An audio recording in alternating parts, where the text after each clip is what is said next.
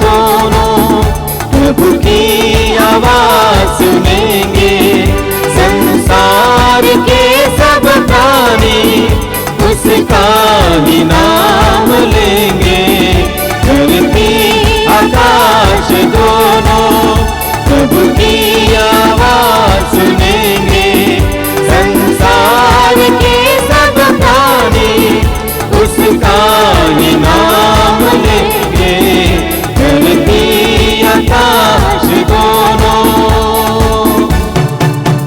प्रभु का वचन ऐसा है जो चिराग सा जलता है।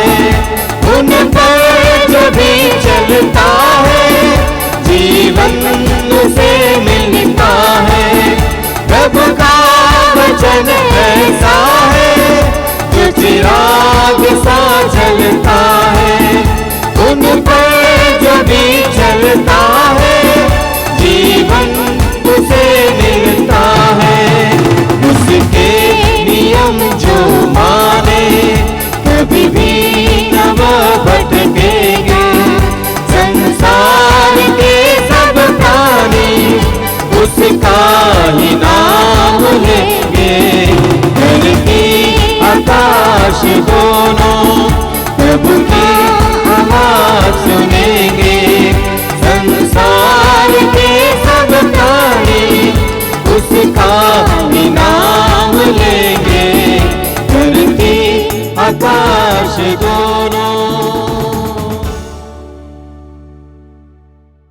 ख्रिस्त में प्यारे भाइयों और बहनों, आइए आज के पवित्र मिस्सा बलिदान को शुरू करते हुए पवित्र मिस्सा बलिदान में आगे बढ़ेंगे।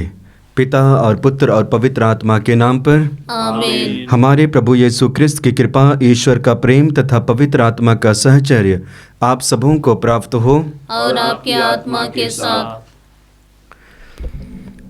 ख्रिस्त में प्यारे भाइयों और बहनों, आज हम लोग चौथा सप्ताह में प्रवेश कर रहे हैं और आज विशेष रूप से माता कलीसिया चौथा सप्ताह के माध्यम से शांति के बारे में मनन चिंतन करने के लिए आह्वान करती है। शांति प्रभु यीशु मसीह है, शांति का राजा प्रभु यीशु मसीह है और उसके बारे में आज हम मनन चिंतन करेंगे।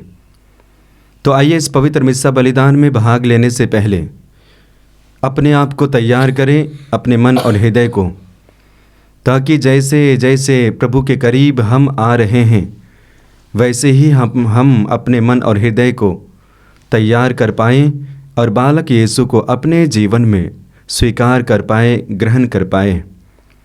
तो आइए आंखें बंद कीजिए, हाथों को खुला रखिए, अपने मन को जांचिए, शब्दों को, व्यवहार को, कार्य को। हम इनके जरिए दिन प्रतिदिन पाप पे पाप करते जाते हैं। पाप के द्वारा हमारा विनाश होता है। वचन में पढ़ते हैं पाप का वेतन मृत्यु है, किंतु ईश्वर का वरदान है यीशु मसीह में अनंत जीवन। हमें अनंत जीवन की ओर बढ़ना है, मुक्तिदाता को पाना है, मुक्तिदाता के साथ में रहना है और मुक्तिदाता के द्वारा हमारे जीवन को बदलना है। प्रभु हमें आशीष और कृपा प्रदान करें। अपने एक एक पाप को समर्पित करते हुए, आशीष मांगते हुए आइए हम क्षमा याचना का गीत गाएं। तेरे चरणों में नतमस्तक है हम, तेरे चरणों में नतमस्तक है हम। करुणा सागर तू, दया निधान तू, करुणा सागर तू, दया निधान तू, दया कर, दया निधान, दया कर, दया निधान। तेरे चरणों में नतमस्तक है हम।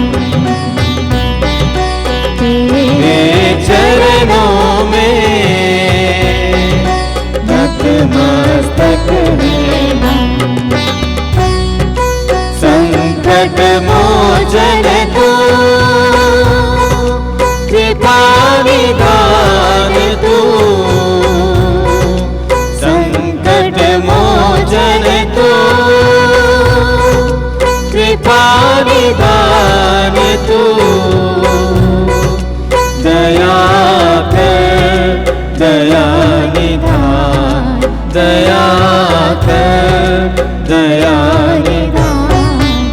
तेरे चरणों में नतमस्तक हैं हम। तेरे चरणों में नतमस्तक हैं हम। सर्वशक्तिमान ईश्वर हम लोगों पर दया करे और हमारे पाप क्षमा कर हमको अनंत जीवन प्रदान करे। आमीन।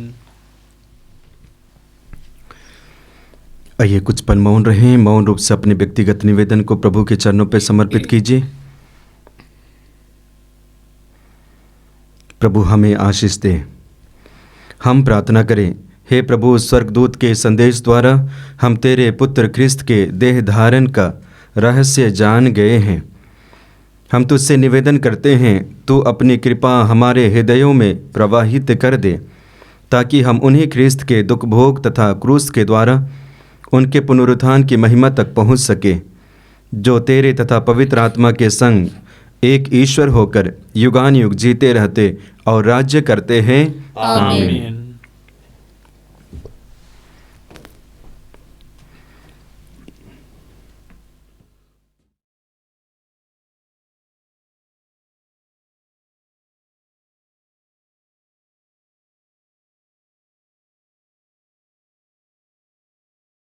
आगमन का चौथा इतवार। पहला पाठ नबी इसायास का ग्रंथ, अध्याय 7 पद संख्या 10 से 14। कुंवारी गर्भवती है। प्रभु ने फिर अखाज से कहा, चाहे अधोलोक की गहराई से हो, चाहे आकाश की ऊंचाई से, अपने प्रभु ईश्वर से अपने लिए एक चिन्ह मांगो। अखाज ने उत्तर दिया, जी नहीं, मैं प्रभु की परीक्षा नहीं लूँगा।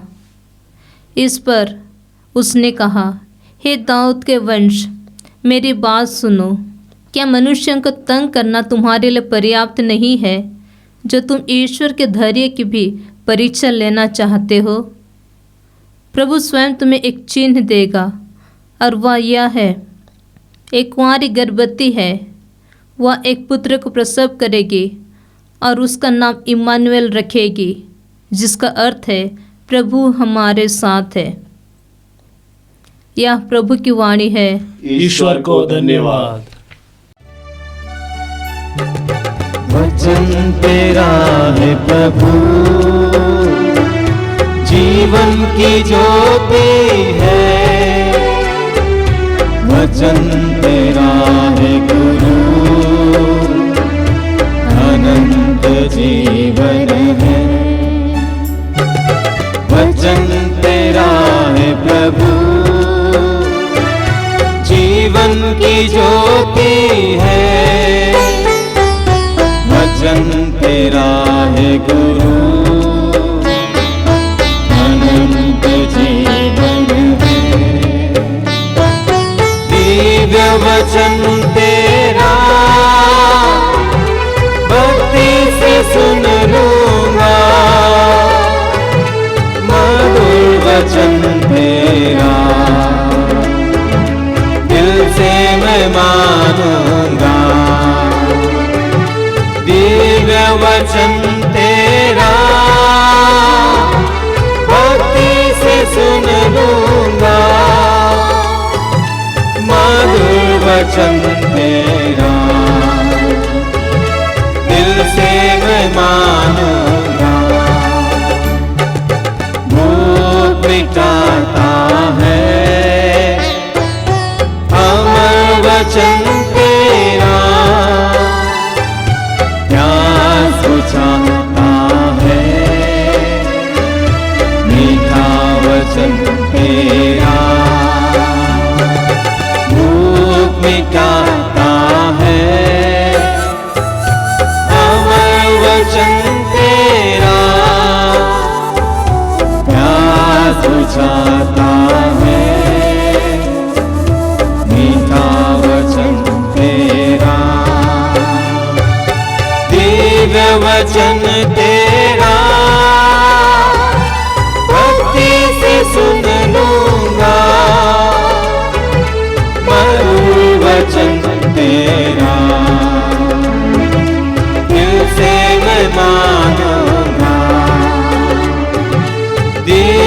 वचन तेरा भक्ति से सुन लूंगा, मधुर वचन तेरा दिल से मैं मानूंगा, दिल से मैं मानूंगा, दिल से मैं मानूंगा। दूसरा पाठ रोमियो के नाम संत पौलुस का पत्र, अध्याय 1, पद संख्या 1 से 7। यह पत्र यीशु मसीह के दास पौलुस की ओर से है, जो ईश्वर के द्वारा प्रेरित चुना गया और उनके सुसमाचार के प्रचार के लिए नियुक्त किया गया है। ईश्वर ने बहुत पहले अपने नबियों के द्वारा इस सुसमाचार की प्रतिज्ञा की थी, जैसा कि धर्मग्रंथ में लिखा है। यह सुसमाचार ईश्वर के पुत्र हमारे प्रभु यीशु मसीह के विषय में है। वह मनुष्य के रूप में दाऊद के वंश में उत्पन्न हुए और मृतकों में से जी उठने के कारण पवित्र आत्मा के द्वारा सामर्थ्य के साथ ईश्वर के पुत्र प्रमाणित हुए। पवित्र आत्मा के द्वारा सामर्थ्य के साथ ईश्वर के पुत्र प्रमाणित हुए। उनमें से मुझे प्रेरित बनने का वरदान मिला है, जिससे मैं उनके नाम पर गैर यहूदियों में प्रचार करूं और वे लोग विश्वास की अधीनता स्वीकार करें। उनमें से आप लोग भी हैं, जो यीशु मसीह के समुदाय के लिए चुने गए हैं। मैं उन सबों के नाम यह पत्र लिख रहा हूँ, जो रोम में ईश्वर के कृपा पात्र और उसकी प्रजा के सदस्य है। हमारा पिता ईश्वर और प्रभु यीशु मसीह आप लोगों को अनुग्रह तथा शांति प्रदान करे। यह प्रभु की वाणी है। ईश्वर को धन्यवाद।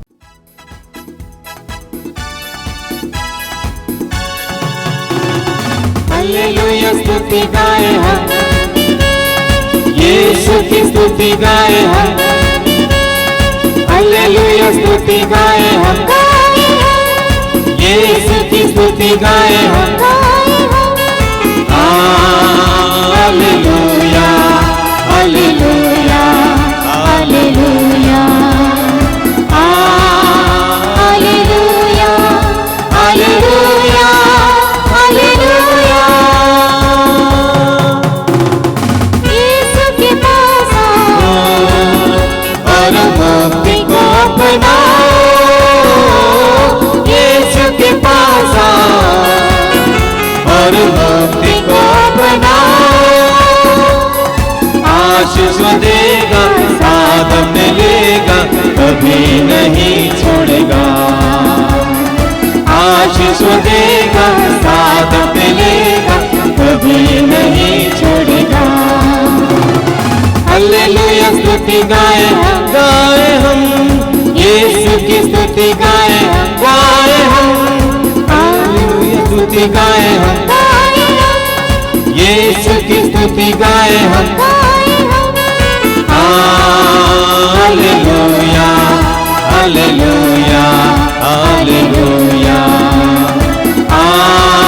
Hallelujah hallelujah hallelujah. प्रभु आप लोगों के साथ हो और आपकी आत्मा के साथ। संत मत्ती के अनुसार आज का पवित्र सुसमाचार। हे प्रभु तेरी महिमा हो। अध्याय 1 वाक्यांश 28 से 24 तक। यीशु की माता मरियम है। मरियम की मंगनी दाऊद के पुत्र यूसुफ से हुई थी। मसीह का जन्म इस प्रकार हुआ। उनकी माता मरियम की मंगनी यूसुफ से हुई थी, परंतु ऐसा हुआ कि उनके एक साथ रहने से पहले ही मरियम पवित्र आत्मा से गर्भवती हो गई थी। उसका पति यूसुफ उसे चुपके से त्याग देने की सोच रहा था, क्योंकि वह धर्मी था और मरियम को बदनाम नहीं करना चाहता था।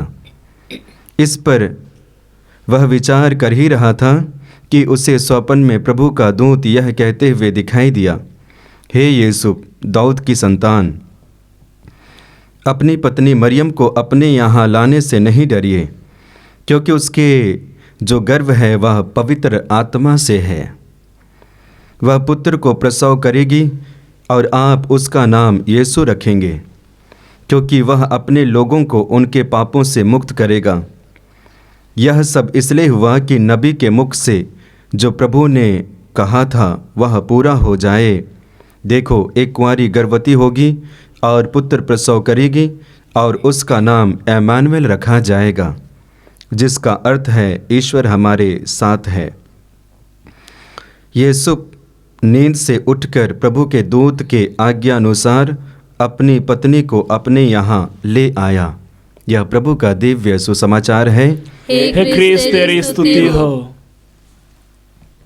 क्रिस्त में प्यारे भाइयों और बहनों, आज हम लोग 3 पाठों के ऊपर में मनन चिंतन करने जा रहे हैं। पहला पाठ हम नबी यशायाह के ग्रंथ से, दूसरा संत पौलुस के द्वारा और तीसरा सुसमाचार से हम सुनते हैं। तीनों पाठों के माध्यम से प्रभु हमें संदेश देना चाहते हैं और कलीसिया भी हमें बताना चाहती है। प्रथम पाठ के द्वारा हम सुनते हैं, परमेश्वर आहाज से कहते हैं कि तुम चिन्ह मांगिए, लेकिन आहाब ने कहा कि मैं अपने प्रभु की परीक्षा नहीं लूँगा। लेकिन वचन के अंत में हम देखते हैं परमेश्वर स्वयं उन्हें एक चिन्ह प्रकट करते हैं, यह कहते हुए, देखो एक कुंवारी गर्भवती होंगी, पुत्र प्रसव करेंगी और उसका नाम इम्मानुएल रखा जाएगा, जिसका अर्थ है ईश्वर हमारे साथ है। तो परमेश्वर स्वयं जनता को नबी के माध्यम से चिन्ह प्रकट करना चाहते हैं और वह चिन्ह माता मरियम और माता मरियम के जरिए यीशु मसीह है।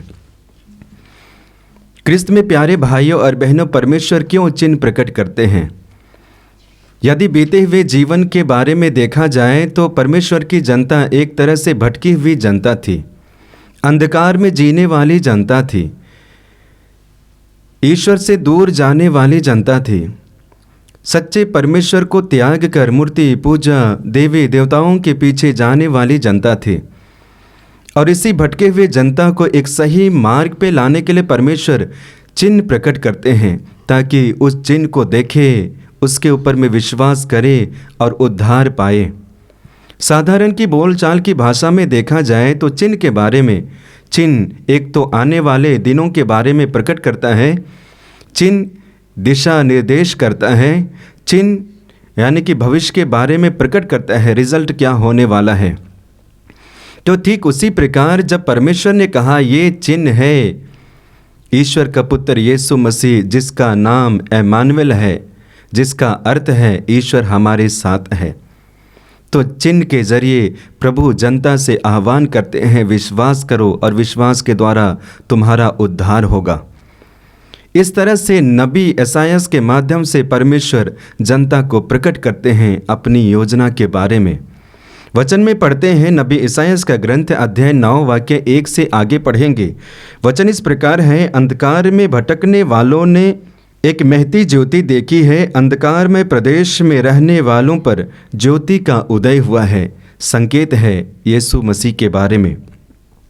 आगे वचन में पढ़ते हैं, नबी यशायाह का ग्रंथ अध्याय 8 वाक्य 5 से आगे, यह इसलिए हुआ कि हमारे लिए एक बालक उत्पन्न हुआ है, हमको एक पुत्र मिला है, उसके कंधों पर राज्याधिकार रखा गया है और उसका नाम होगा अपूर्व परामर्शदाता, शक्तिशाली ईश्वर, शाश्वत पिता, शांति का राजा।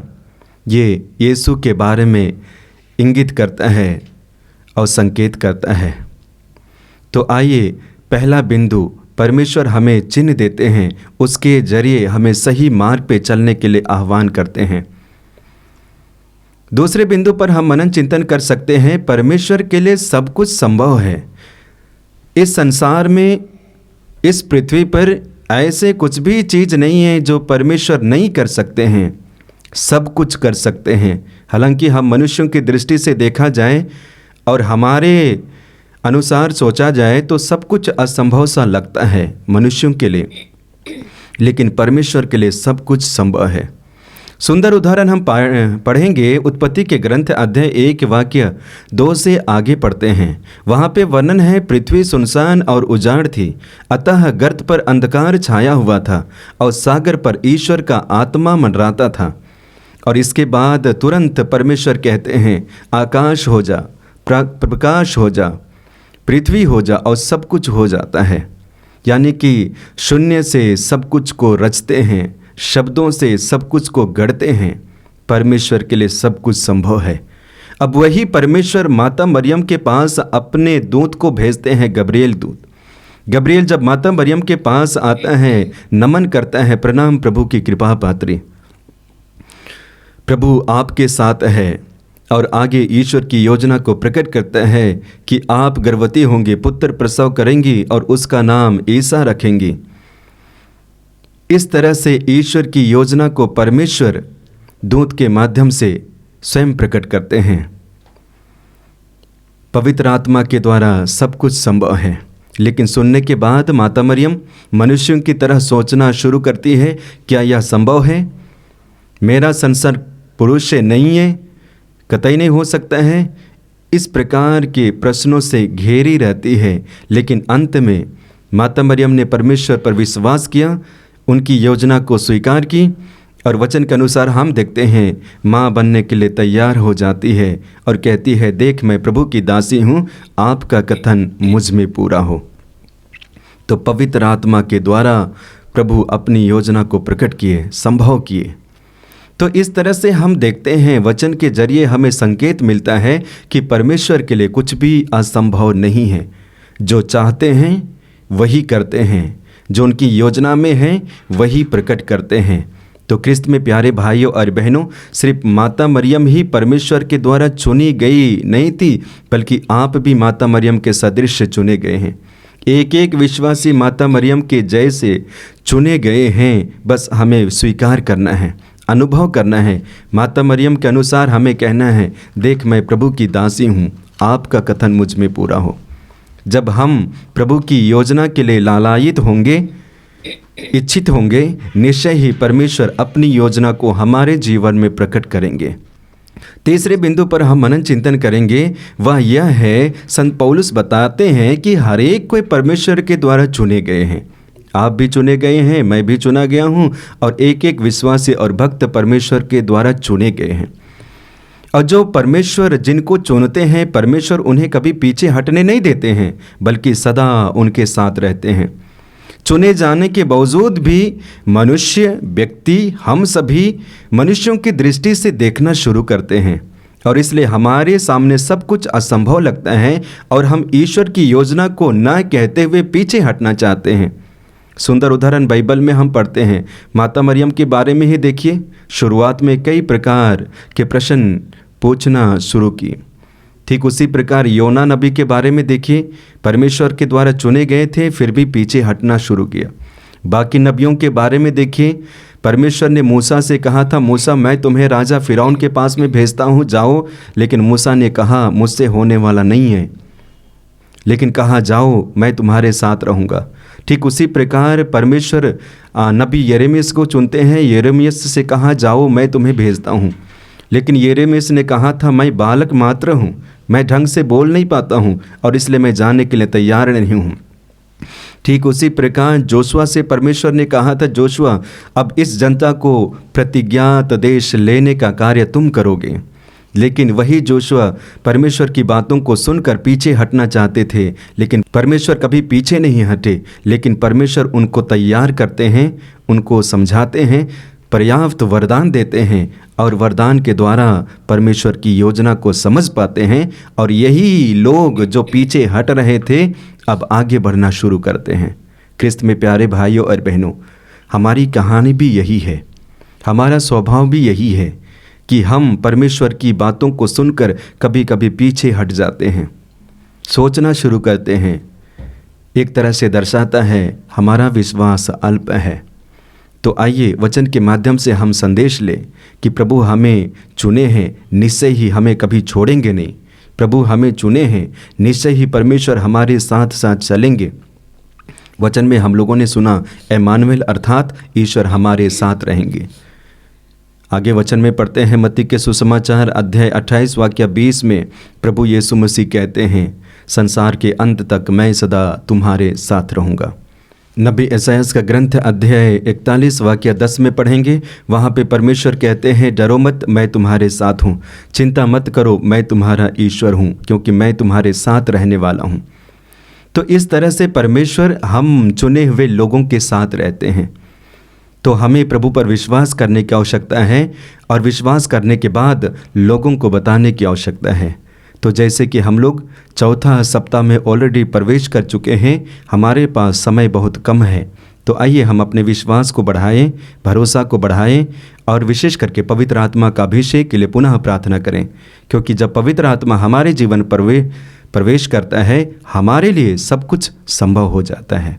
प्रभु हमें आशीष और कृपा प्रदान करे, पिता और पुत्र और पवित्र आत्मा के नाम पर आमीन। आइए विश्वास को प्रकट करते हुए प्रेरितों का धर्मसार हम एक साथ बोलेंगे।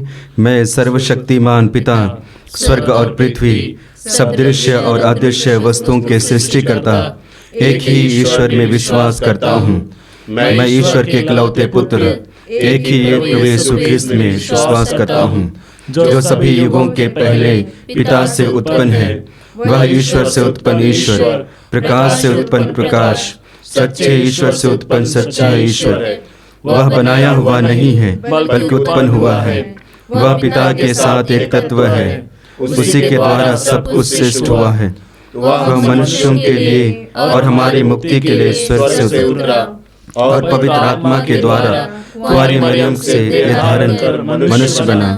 उसने पोंतुस पिलातुस के समय दुख भोगा। वह हमारे लिए क्रूस पर ठोका गया। वह मर गया और दफनाया गया। वह धर्म ग्रंथ के अनुसार तीसरे दिन फिर से जी उठा। वह स्वर्ग में आरोहित हुआ और पिता के दाहिने विराजमान है। वह जीवित और मृतकों का न्याय करने महिमा के साथ फिर आएगा और उसके राज्य का कभी अंत नहीं होगा। मैं पवित्र आत्मा में विश्वास करता हूँ। वह प्रभु और जीवन दाता है। वह पिता और पुत्र से प्रसिद्ध होता है। पिता और पुत्र के साथ उसकी आराधना और महिमा होती है। वह नबियों के मुख से बोला है। मैं एक पवित्र कैथोलिक तथा प्रेरित कलीसिया में विश्वास करता हूँ। मैं पापों की क्षमा के लिए एक ही बपतिस्मा स्वीकार करता हूँ और मृतकों के पुनरुत्थान अनंत जीवन की बाट जोहता हूँ। आमीन।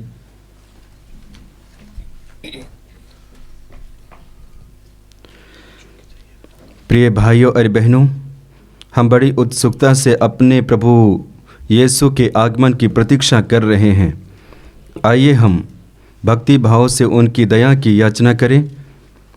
अपने पवित्र आगमन के द्वारा उन्होंने दरिद्रों को सुसमाचार सुनाया और पश्चातापी हृदयों को क्षमा प्रदान किया। वही हम भक्तों को भी मुक्ति प्रदान करें। आपका अनुवाक्य होगा, हे पिता हमारी प्रार्थना सुन। हे पिता हमारी प्रार्थना सुन। हे पिता ईश्वर, हम हमारे संत पिता फ्रांसिस, सभी धर्माध्यक्षों तथा सभी धर्म भाइयों बहनों को तेरे चरणों में रखते हुए प्रार्थना करते हैं। हे परम पावन ईश्वर, तू उन्हें सुरक्षा प्रदान कर और असीम कृपा से परिपूर्ण कर दे, ताकि वे आपके पदचिन्हों पर सदा चलते रहे। इसके लिए हम प्रार्थना करते हैं। हे पिता हमारी प्रार्थना सुन। हे पिता परमेश्वर, इस पावन घड़ी में हम सभी गरीब लोगों के लिए प्रार्थना करते हैं कि प्रभु तो उन पर दया दृष्टि कर और उनके दुख और गरीबी के परिस्थिति में उनका सहारा बन। इसके लिए हम पिता ईश्वर से निवेदन करते हैं। हे पिता हमारी प्रार्थना सुन। हे दयालु ईश्वर, हम विशेष रूप से उन लोगों के लिए प्रार्थना करते हैं जो बेरोजगार है, जिनके पास अपने परिवार को चलाने के लिए रोजगार नहीं है। हे कृपा सागर प्रभु, तू उन्हें रोजगार प्रदान कर, जिससे वे आपके महान प्रेम को उनके जीवन में अनुभव कर सके। इसके लिए हम प्रार्थना करते हैं। हे पिता हमारी प्रार्थना सुन। हे पिता, हम सभी विश्वासियों को तेरे चरणों में लाते हुए विनती करते हैं कि प्रभु तू उनके जीवन में कार्य कर और उन्हें अपने विश्वास में दृढ़ बना, ताकि वे अपने जीवन के द्वारा आपकी महिमा कर सके। इसके लिए हम निवेदन करते हैं। हे पिता हमारी प्रार्थना सुन। हे जीवनदाता ईश्वर, हम उन सभी भाई बहनों को तेरे हाथ समर्पित करते हैं जो आपकी राह से भटक गए हैं और गलत संगति में फंस गए हैं। हे मुक्तिदाता ईश्वर, तो उन पर अपनी आशीष और कृपा बरसा और उन्हें आपके ओर अभिमुख कर, जिससे वे बुरे मार्ग छोड़कर आपके बताए हुए राह पर चल सके। इसके लिए हम निवेदन करते हैं। हे पिता हमारी प्रार्थना सुन। हे प्रभु, हे सर्वशक्तिमान सदा जीवंत ईश्वर, तू किसी का सर्वनाश नहीं बल्कि सबकी मुक्ति चाहता है। विश्व का संचालन तेरे विधान के अनुसार शांतिपूर्वक होता रहे और कलीसिया स्वतंत्रता और आनंद के साथ सेवा भक्ति में लगी रहे। ऐसी कृपा कर हमारे प्रभु क्रिस्त के द्वारा। आमीन। आमीन।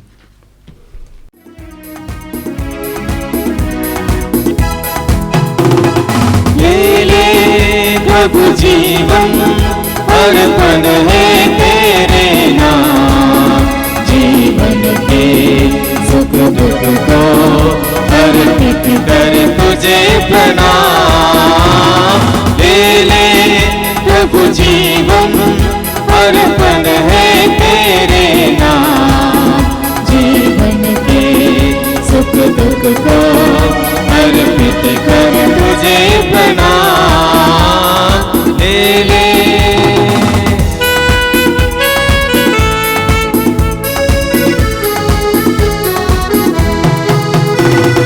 पावन तन जो तेरा बन जाए वह रोटी, तेरे स्पर्श से स्वामी बन जाए यह जीवन रोटी।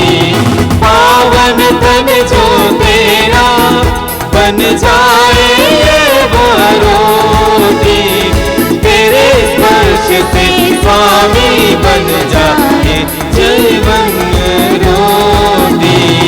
ले ले प्रभु जीवन अर्पण है तेरे नाम, जीवन के सुख दुख को अर्पित कर तुझे प्रणाम। ले ले भाइयों और बहनों, प्रार्थना कीजिए कि सर्वशक्तिमान पिता ईश्वर मेरा और आप लोगों का यह बलिदान ग्रहण करें। प्रभु अपने नाम की स्तुति तथा महिमा के लिए और हमारे तथा अपने समस्त पवित्र कलीसिया के लाभ के लिए आपके हाथों से बलिदान स्वीकार करें। हे प्रभु, जिस पवित्र आत्मा के सामर्थ से धन्य कुंवारी मरियम गर्भवती हुई, वही आत्मा तेरी वेदी पर अर्पित इन उपहारों को पवित्र करे, हमारे प्रभु क्रिस्त के द्वारा। आमीन। प्रभु आप लोगों के साथ हो और आपकी आत्मा के साथ। प्रभु में मन लगाइए। हम प्रभु में मन लगाए हुए हैं। हम अपने प्रभु ईश्वर को धन्यवाद दें। यह उचित और न्याय संगत है। हे प्रभु पवित्र पिता, सर्वशक्तिमान और शाश्वत ईश्वर, यह वास्तव में उचित और न्याय संगत है। हमारा कर्तव्य तथा कल्याण है कि हम सदा और सर्वत्र अपने प्रभु क्रिस्त के द्वारा तुझे धन्यवाद दें। नबियों ने इनकी भविष्यवाणी की, कुंवारी माता ने इन्हें अगाध अनुराग से वाहन किया, योहन बपतिस्ता ने इनकी पूर्ण सूचना दी और इन्हें उपस्थित देख इंगित भी किया। यही प्रभु अपने देह धारण की आगवानी करने का हमें गौरव और आनंद प्रदान करते हैं, ताकि ये हमें प्रार्थना में सजग और प्रशंसा में उल्लसित पाए। इसलिए दूतों और महादूतों, सिंहासन और साम्राज्य, स्वर्गिक सेनाओं और शक्तियों के साथ मिलकर हम अनंत काल तक तेरा महिमा गान करते हैं। दूतों से मिलकर हम गाते हैं सुंदरतम, यह गीत सुखकारी ईश्वर को बलिहारी। दूतों से मिलकर हम गाते हैं सुंदरतम, यह गीत सुखकारी ईश्वर को बलिहारी। पावन पावन पावन ईश्वर ही है पावनतम, पावन पावन पावन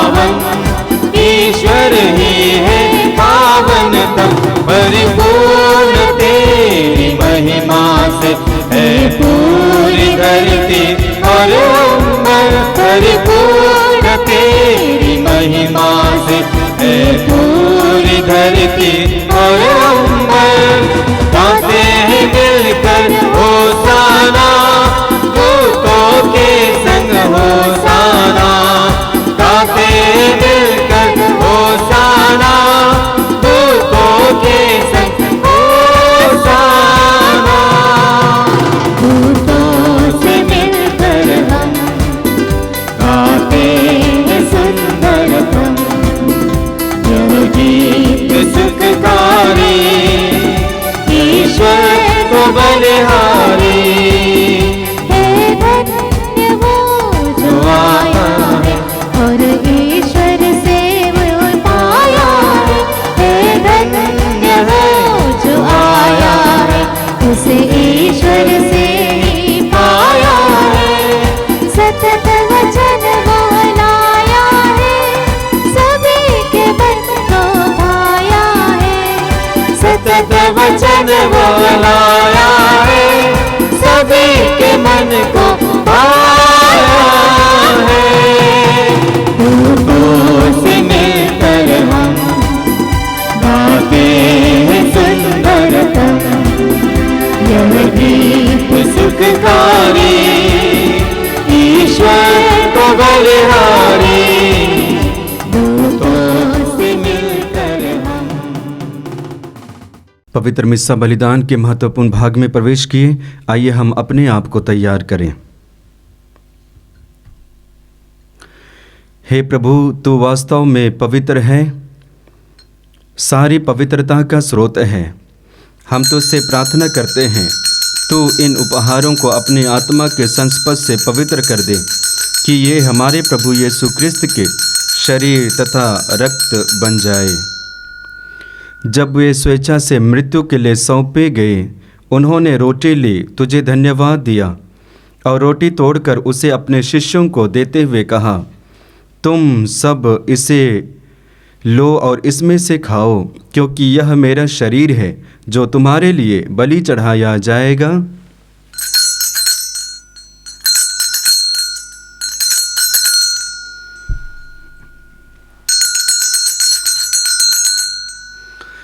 इसी भांति भोजन के बाद उन्होंने कटोरा लिया, तुझे धन्यवाद दिया और उसे अपने शिष्यों को देते हुए कहा, तुम सब इसे लो और इसमें से पियो, क्योंकि यह मेरे रक्त का कटोरा है, नवीन और अनंत व्यवस्थान का रक्त, जो तुम्हारे और बहुतों के पापों की क्षमा के लिए बहाया जाएगा।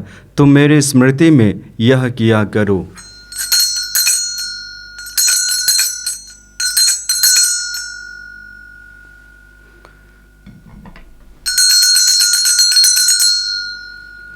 विश्वास का रहस्य। हे विश्व के उद्धारकर्ता, हमारा उद्धार कर। तूने अपने क्रूस तथा पुनरुत्थान द्वारा हमें मुक्त किया है। इसलिए हे प्रभु, हम क्रिस्त की मृत्यु और पुनरुत्थान की स्मृति में तुझे जीवन की रोटी और मुक्ति का कटोरा चढ़ाते हैं। हम तुझे धन्यवाद देते हैं कि तूने हमें अपने सम्मुख उपस्थित होने और अपनी सेवा करने का सौभाग्य प्रदान किया है। हमारा नव निवेदन है कि हम सब क्रिस्त का शरीर तथा रक्त ग्रहण करके पवित्र आत्मा के द्वारा एकता के सूत्र में बंधे रहें। प्रभु और हमारे संत पिता फ्रांसिस, हमारे धर्माध्यक्ष यूजीन जोसेफ और सभी याजकों के साथ विश्व भर में फैली अपनी कलीसिया की सुधि ले तथा इसे प्रेम में सिद्ध बना दे।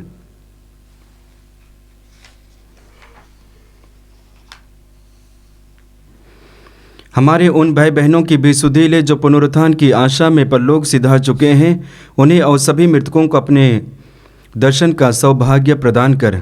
हम सब पर दया दृष्टि डाल कि हम भी अनंत जीवन के सहभागी बने और ईश्वर की माता धन्य कुंवारी मरियम, उनके व धन्य योसेफ, धन्य प्रेरितों तथा सब संतों के साथ जो युग युग में तेरे प्रति विश्वस्त बने रहें, तेरी स्तुति और महिमा कर सके, तेरे पुत्र यीशु क्रिस्त के द्वारा। आइए हम त्रिएक परमेश्वर का स्तुतिगान एक साथ करें। इन्हीं प्रभु क्रिस्त के द्वारा, इन्हीं के साथ और इन्हीं में, हे सर्वशक्तिमान पिता ईश्वर, पवित्र आत्मा के साथ सारा गौरव तथा सम्मान युगानुयुग तेरा ही है। आमीन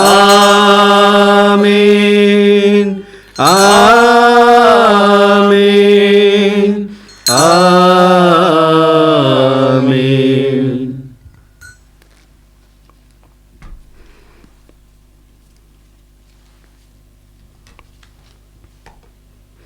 आइए हम प्रभु यीशु मसीह के द्वारा सिखाई गई उस सुंदर और शक्तिशाली प्रार्थना को एक साथ बोले। हे हमारे पिता जो स्वर्ग में है, तेरा नाम पवित्र माना जाए, तेरा राज्य आवे, तेरी इच्छा जैसे स्वर्ग में है वैसे इस पृथ्वी पर भी पूरी हो।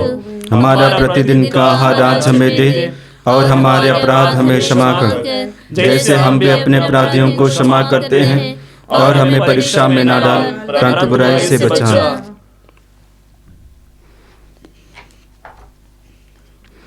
क्योंकि तेरा राज्य, तेरा सामर्थ्य और तेरी महिमा अनंत काल तक बनी रहती है। हे प्रभु यीशु क्रिस्तु ने अपने प्रेरितों से कहा है, मैं तुम्हारे लिए शांति छोड़ जाता हूँ, अपनी शांति तुम्हें प्रदान करता हूँ। तू हमारे पापों पर नहीं अपनी कलीसिया के विश्वास पर दृष्टि डाल और कृपा पूर्वक उसे शांति तथा एकता प्रदान कर। तू जो युगानुयुग जीता रहता और राज्य करता है। आमीन। प्रभु की शांति सदा आप लोगों के साथ रहे और आपकी आत्मा के साथ। आइए हम परस्पर प्रेम भाव रखें। हे ईश्वर के मेमने, तू संसार के पाप लेता है, हम पर दया कर। हे ईश्वर के मेमने, तू संसार के पाप लेता है, हम पर दया कर। हे ईश्वर के मेमने, तू संसार के पाप लेता है, हमें शांति प्रदान कर। देखिए ईश्वर का मेमना जो संसार के पाप हार लेता है। धन्य है वे जो प्रभु के इस भोज में बुलाए जाते हैं। हे प्रभु, मैं इस योग्य नहीं हूँ कि तू मेरे यहाँ आवे, किंतु एक ही शब्द कह दे और मेरी आत्मा चंगी हो जाएगी।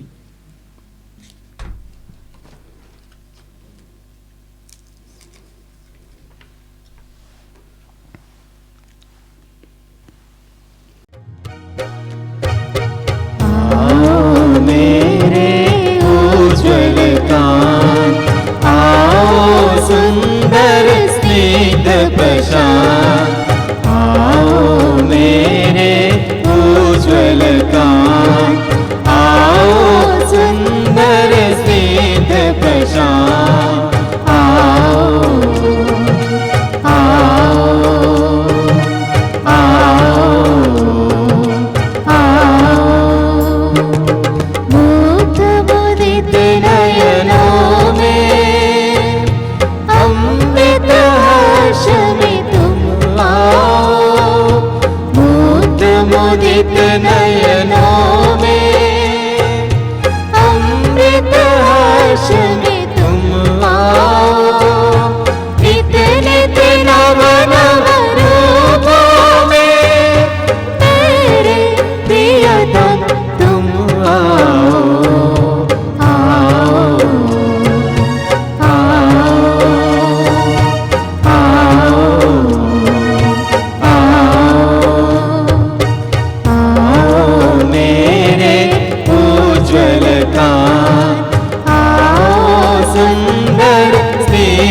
प्रशांत आओ मेरे उज्ज्वल कांत, आओ सुंदर स्निग्ध प्रशांत आओ आओ आओ आओ।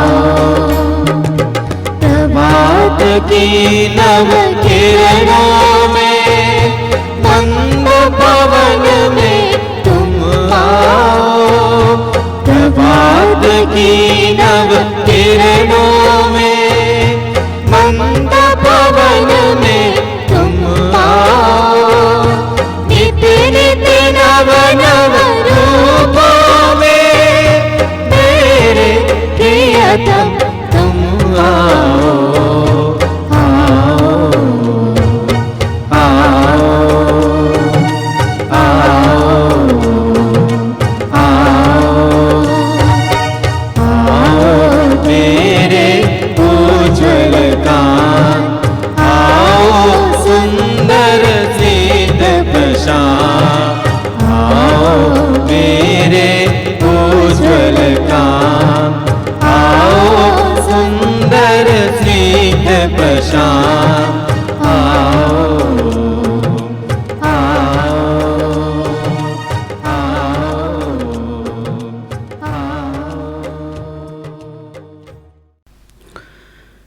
प्रार्थना करें। हे सर्वशक्तिमान ईश्वर, अनंत मुक्ति की यह धरोहर ग्रहण करके हम तुझसे निवेदन करते हैं, जैसे जैसे हमारी मुक्ति का पर्व निकट आ रहा है, वैसे वैसे हम तेरे पुत्र के देह धारण का रहस्य योग रीति से मनाने के लिए स्वयं को तैयार कर सके। उन्हीं हमारे प्रभु क्रिस्त के द्वारा आमीन। प्रभु आप लोगों के साथ हो और आपकी आत्मा के साथ। सर्वशक्तिमान ईश्वर पिता और पुत्र और पवित्र आत्मा आप सबों को आशीर्वाद प्रदान करें। आमीन। आप लोग विदा ले क्रिस्त की ज्योति जलाए। ईश्वर को धन्यवाद।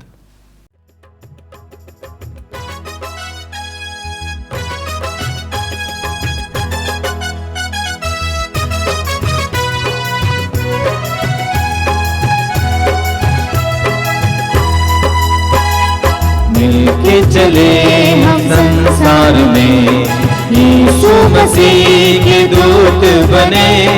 हाथों हाथों में लिए, कंधे से कंधा मिले, बढ़ चले हम अब सुनाने यीशु वचन।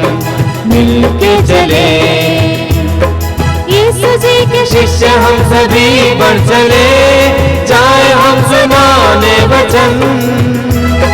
यीशु जी के शिष्य हम सभी बढ़ चले, जाए हम सुनाने वचन। हर गली में हर शहर में हम घोषित करें यीशु राज का आगमन।